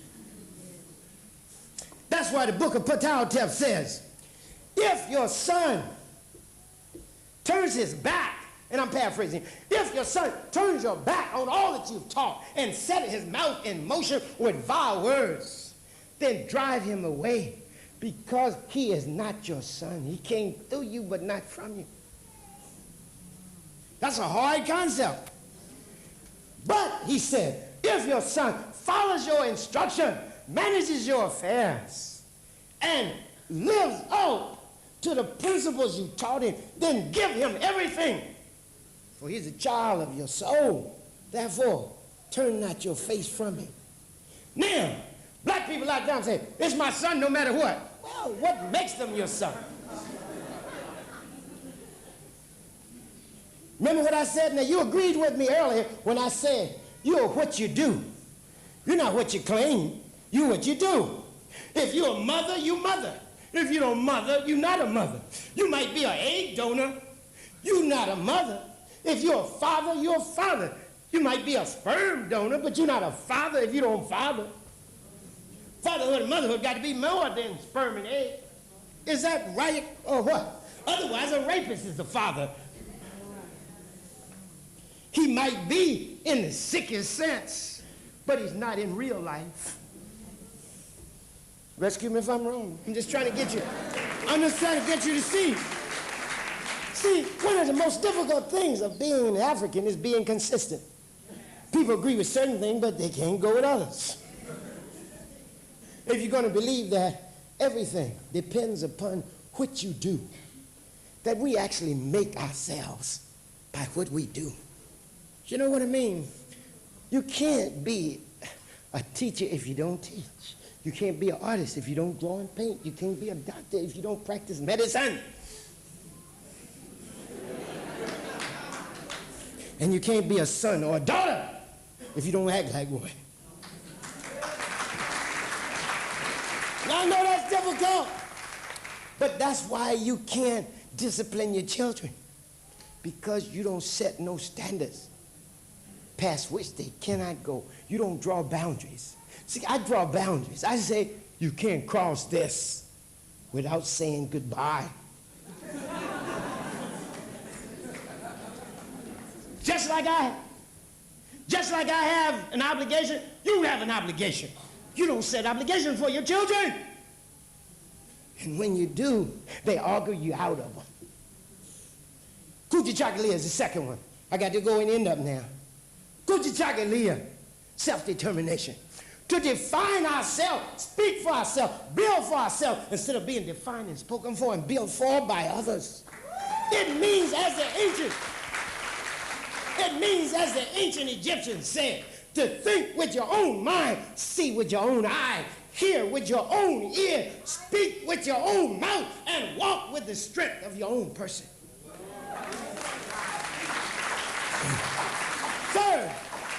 Third principle, teach your child Ujima, collective working responsibility.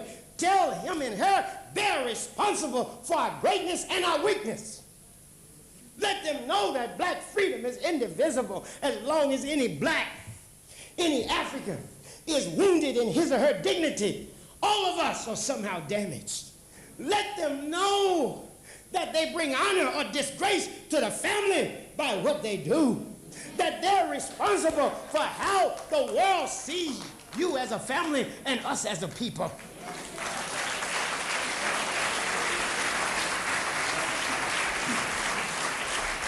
Tell them that our honor and dignity are collective. That when any of us act a fool, all of us are blamed. Black people a lot of times get mad and say, oh no, I don't feel nothing. They can do that, but hey, don't you say that. We go in a restaurant, nobody in there but you, white folks, and another black, and the black acts like a fool. Don't you feel somehow?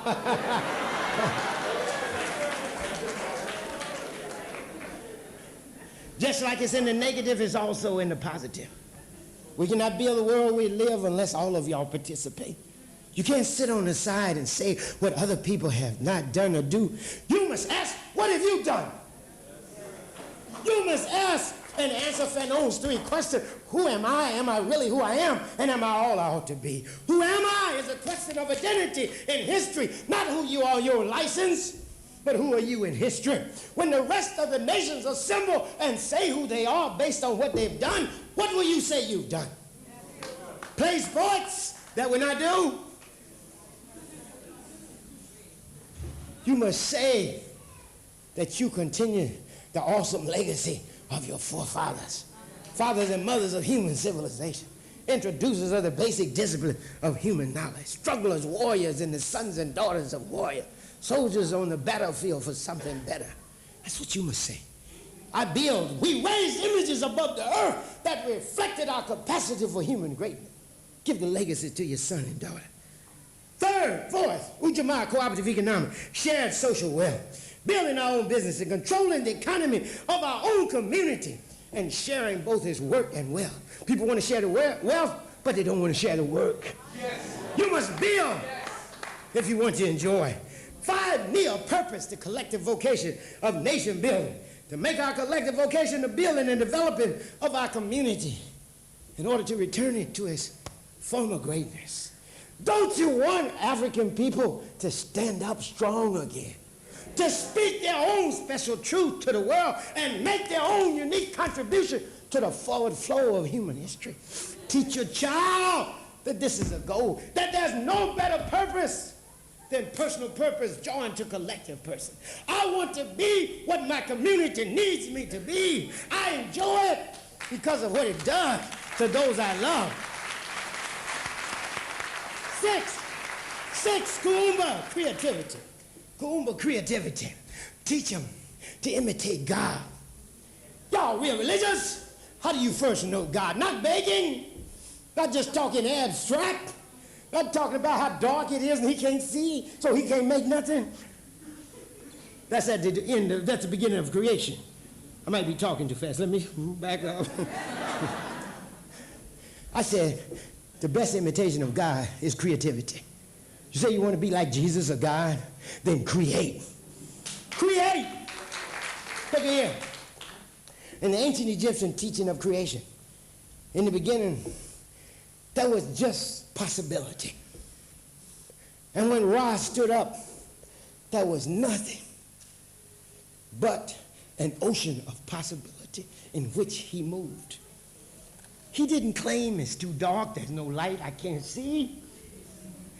He did not say I don't have anything to work with, they're oppressing me. He built a mound on which to stand and he raised the universe. Teach your child that they are divine. Teach your children that they have a spark of the divine in them and they must demonstrate it by being creative and ethical.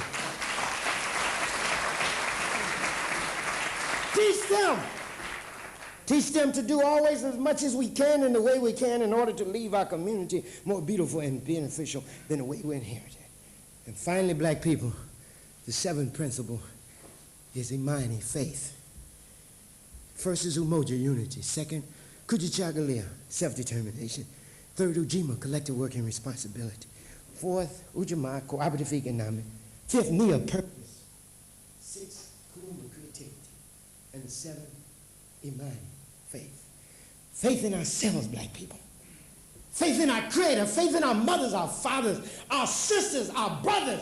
Faith in our future. Faith in all that makes us beautiful and strong. And faith in the righteousness and victory of our cause. Faith that through hard work, long struggle, and a whole lot of love and understanding, we can again step back on the stage of human history as a free, proud, and productive people. Thank you. I'll see you in the workshop.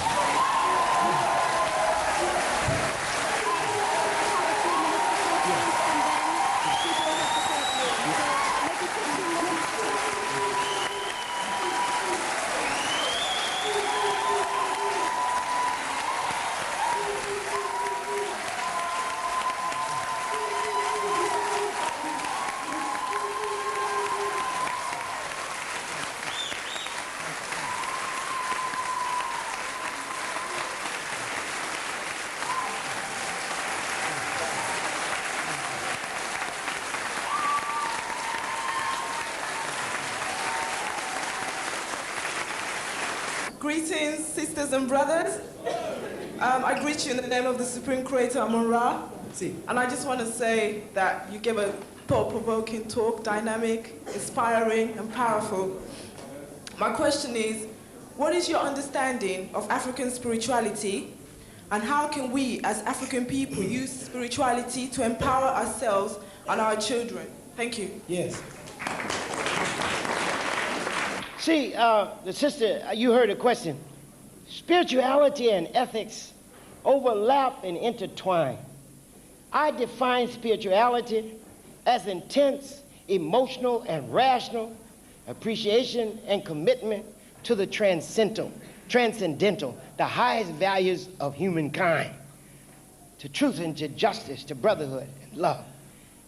You see, a lot of times, spirituality among black people degenerate into spookism. I want to make a distinction between spirituality and spookism. I define spookism as belief in and fear of unseen forces that control our destiny and daily life and to whom we turn over our lives. Spirituality is intense emotional appreciation and commitment to the highest values of humankind and commitment to the transcendental, to the Creator, and to all that is great. And that requires practice. You see, a lot of times black people just talk abstract. This is moving. But what does it move you to do? If you really believe in spirituality, in African spirituality, you would know that African spirituality is always practical. It's practical in loving your family.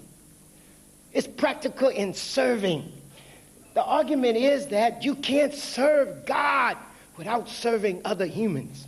Now listen to this. I'm gonna tell you from the ancient texts, okay? This is before the Bible, before the Quran, before the Bhagavad Gita, before the Dhammapada, before all the other sacred texts. Here's the ancient Egyptian text. And what do these texts say? What you want to do for God, do for others. It says, if you have wealth and you want to give it to God, give it to the poor, for God stands satisfied when the poor are cared for.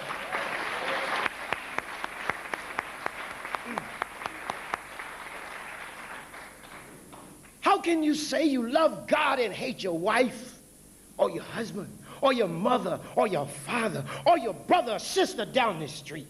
How can you say you respect the divine and then violate it in other people? How can you say you respect the Creator when you disrespect the cream of his creation, other humans? How can you step over the homeless and say, like they say in the United States, the middle class is losing patience with the poor? If you really believe in spirituality, it's not just singing and meditating. That's part of it. See, a lot of times people do one thing all or nothing. It's not just all practice. You must think too. You must feel, because if you don't feel deep, you can't practice long. You'll start off, but you end up stopping. So my argument here is that if you really are deeply spiritual and you want to reestablish African spirituality, be sensitive first to each other. Be sensitive especially to the most vulnerable among us, the poor, the homeless, the ill, the widow, the orphan. That's what is always argued in the sacred text. That's why the most beautiful texts say, we must all bear witness to truth and set the scales of justice in their proper place among those who have no voice. Listen to how pretty that is. That's real spirituality. Bearing witness to truth and setting the scales of justice in their proper place among those who have no voice. Who will speak for the voiceless? Martin Luther did, Nkrumah did, Fannie Lou Hamer, Marcus Garvey. The great men and women among us were highly spiritual because they gave their lives so we could live. That's the beauty of this. And that's the beauty of the text from Ansi Shonke that says, service is key to spirituality. It says, serve your brother and serve God that he may protect and provide for you. Serve your brother and sister that you may be respected. Serve a wise person so that he or she can teach you wisdom. Serve one who serves you. Serve anybody that you may benefit from it. And serve your mother and father that you can go forward and prosper. Service to me is the essence of spirituality.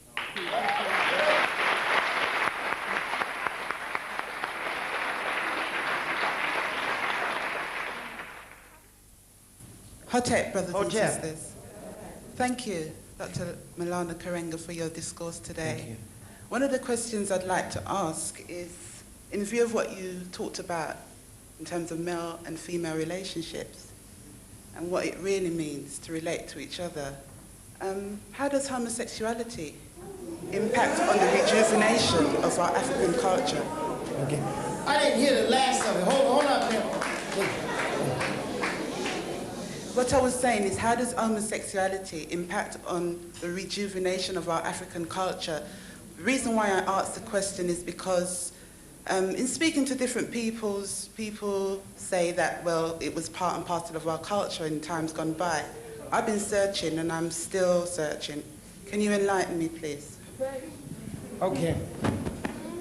All right, now, you got a complex question here. And people, listen now.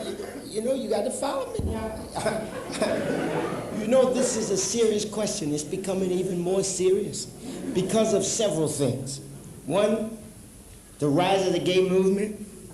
Second, the devastation that AIDS is having on black people and the association that black people make with homosexuality and AIDS.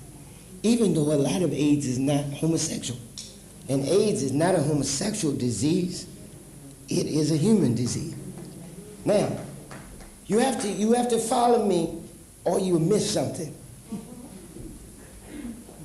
First of all, I want you to make a distinction between support of homosexual lifestyle, which you don't have to do, and support for their right to be free from abuse and bashing and discrimination and attacks.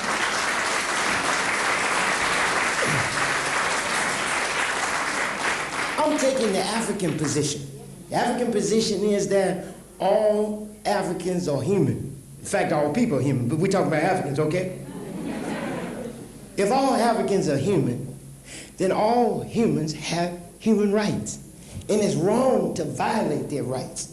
I'm gonna get to the whole question of homosexuality where you want me to talk about it in a minute. But first we have to set the framework for it, because the negative attitude you take makes you think you have the right to attack them and to deny them employment, deny them housing, to deny them human rights.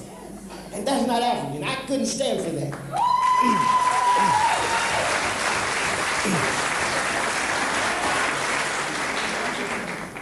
So, I'm against all forms of oppression. So that means I'm against oppression of homosexuals or anybody else, any other category. At the same time, I don't equate homosexuality to heterosexuality. I'm a heterosexual. I support heterosexual lifestyle. Homosexuals can't ask me to support their lifestyle. I don't support people's different sexual activity. It's something people be doing. Nobody can ask me whether I support kissing breasts or doing other things people do.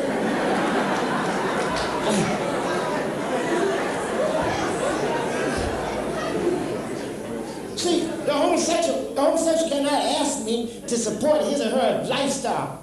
What he or she can demand from me as a fellow human being is that I support their right to be free from oppression. And I do that. That's the reality. Now, second, you see, heterosexuals got a problem. A lot of times they're insecure in their own sexuality. A homosexual is not going to convert me or my child. You understand?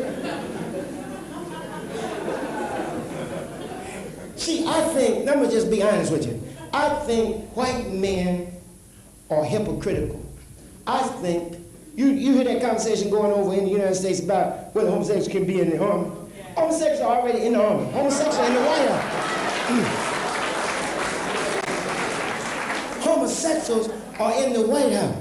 Homosexuals are in the church. Homosexuals are in the synagogue. Homosexuals are in the mosque. Now let me tell you about something. Let me tell you.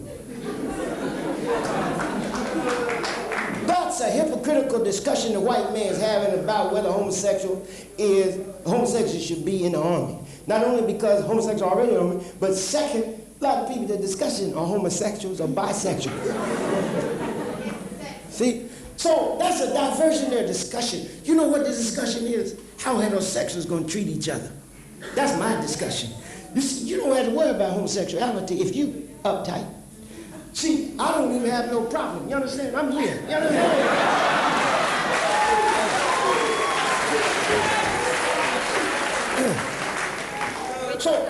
Pardon me? Okay, we are done. Okay, but do you understand the complexity? The complexity of the question is that two things. I just want to sum up what I said. Oh, I forgot one thing. Another thing that I want you to know is this, and I tell you, maybe it's not here in England, but in Afro-America, I tell the people two things. One, it's wrong the way that black people are treating black people with AIDS. Even mothers and fathers forcing their sons and daughters to die without love. I don't understand how a person could be so twisted that they would actually want somebody to die and come up with a sick statement that God did this to punish the homosexual. Let me tell you. There's two things wrong with that.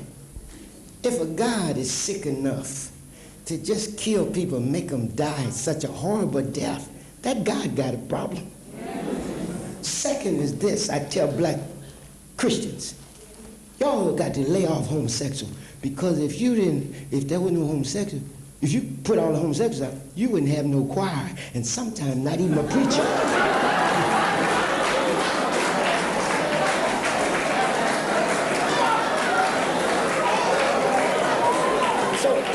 So let's stop.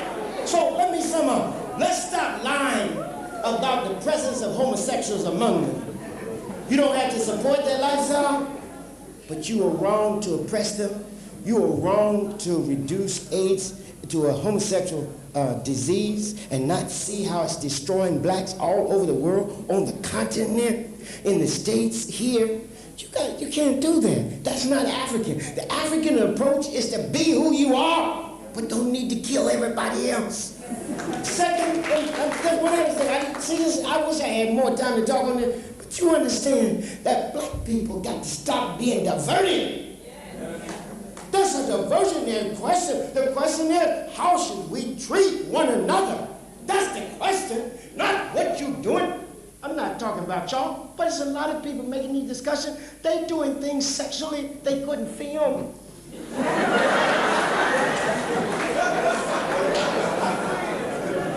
So get on off that. I want to know what you think about and do with your brother and sister. How you treating your wife? How you treating your mother and your father, your sister and your brother? That's what I want to know. All that other stuff is diversion. I love my wife. I love black women. Do you understand that black men love black women and black women love black men? That's it? That's the answer.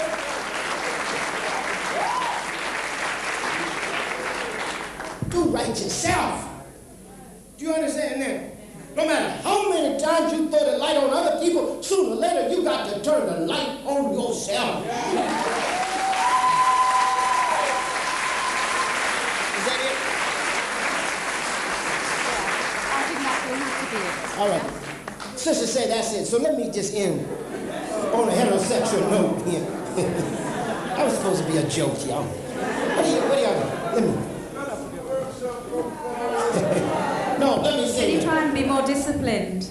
I think one of the most important things for us, in reference to the last question and all the questions, I just want to repeat it, black people.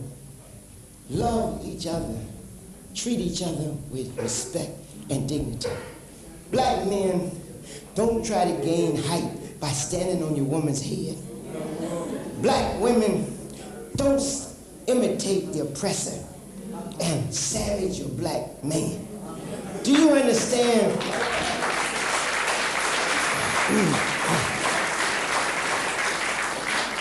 Do you understand that we are locked for life? We need each other like the next breath. Let's take it and enjoy it. Do you realize that my identity is tied up to my house's identity? That what I am, she is, and what she is, I am?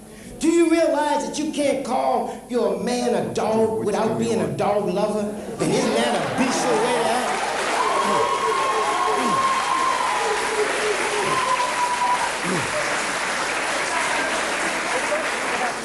Okay.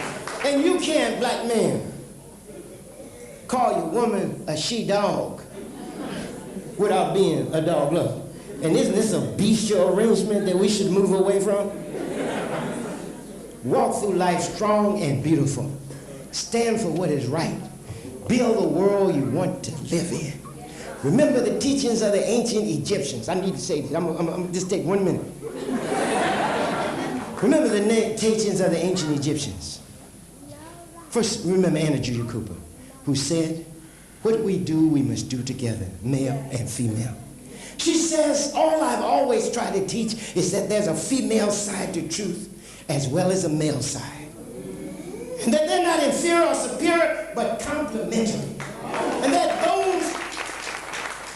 those who do not recognize that female have do damage not only to the woman, but to themselves. In fact, she says, they are unbalanced. And then remember what the ancient Egyptians taught us.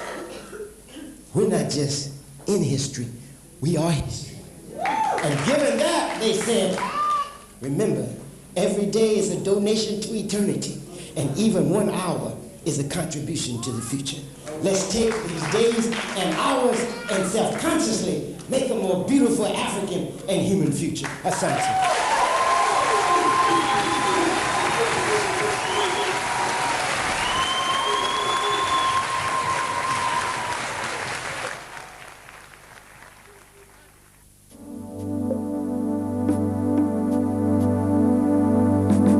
National Conference of the Black Child.